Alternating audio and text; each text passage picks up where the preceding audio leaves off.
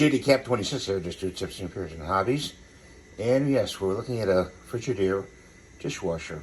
And you know as well as I do that parts are made to be replaced and bought to replace for new. What happened here is there's a rubber gasket that goes on the end of that pipe. Okay, that tube goes to the back of the dishwasher, and it connects up with the hot water that comes in.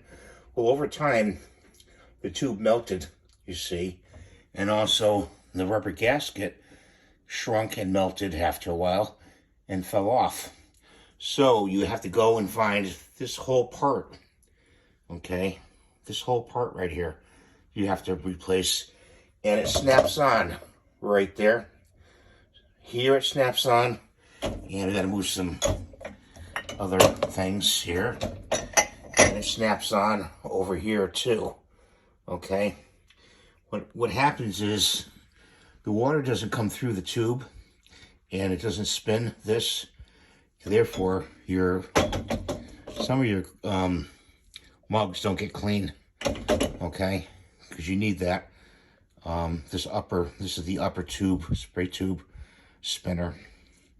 So you can find that part online. And thank you for watching. Have a great day, and I hope this helps you. We'll see you next time.